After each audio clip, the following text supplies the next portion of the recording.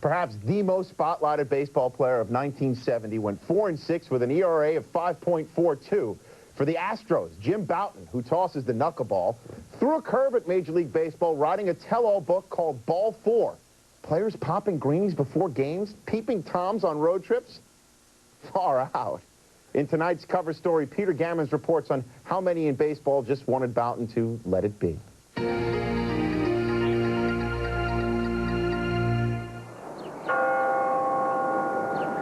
Mantle tears into it with a terrific cut. The idea of a ball 4 came to me after my first year in the minor leagues. I came back with all these funny stories about what a crazy life it was. And I said to my parents, I said, "Boy, somebody ought to write a book about this." I would spend all day long with a notepad in my pocket. I would fill it with notes, and sometimes I would fill almost a whole book with one day if it was a really good day.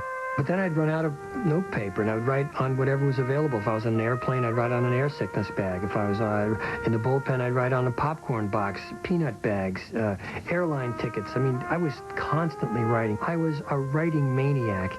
When an excerpt of Bouton's book appeared in Look magazine, the response was decidedly negative. The sports writers started writing these columns. Dick Young devoted like 4 consecutive columns in a row to what a terrible thing this was, these locker room secrets. The owners were furious. Bowie Kuhn was the commissioner of baseball, comes out and tries to have the book banned, which is ridiculous. All it got was people wanting to read it. Bowie Kuhn called me in for a reprimand. He wanted to stop the presses. He wanted to keep this book from being published. He didn't want anybody to read it. It was bad judgment on his part.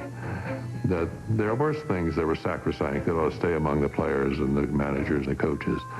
And it just wasn't good form, good idea, good stuff. It was a bad thing to do. It was embarrassing. Ball 4 quickly sold 50,000 hardcover copies, climbing the New York Times bestseller list. But in Major League locker rooms, Bouton was dead meat. Do you know what the Yankee ball players did? They took Bouton's uniform, they threw it into the toilet and defecated on it. Did you ever hear that story?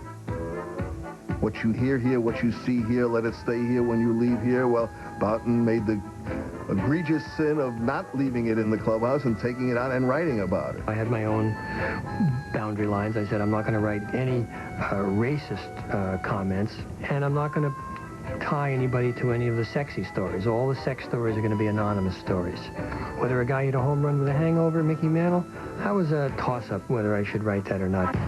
Ball 4 provided a fly-on-the-wall view of the jock world, from playing while drunk and popping pills to peeping toms and taping a teammate during a sex act. Bouton exposed a side of sports that had been closed to the public, labeling Mantle as the ringleader.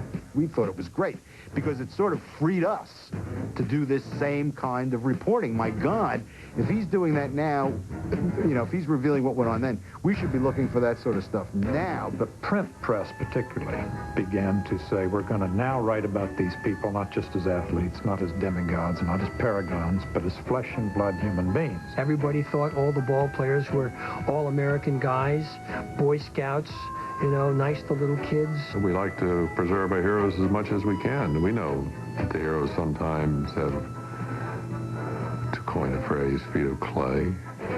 If the commissioner was ridiculed and the author vilified, what was Ball 4's legacy?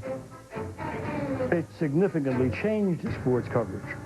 And it changed it because it did make a lot of money. It made money for Bouton, made money for the publisher. I don't think it has much value as literature,